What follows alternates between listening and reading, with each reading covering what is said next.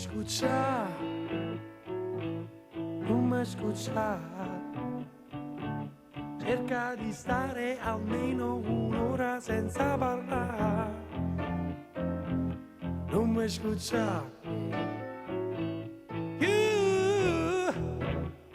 Tanto muore pure tu.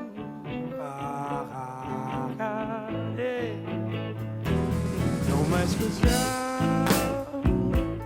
non mi escuchar. Poi quei discorsi intellettuali senza onestà. Non mi escuchar. Tanto amore pure tu.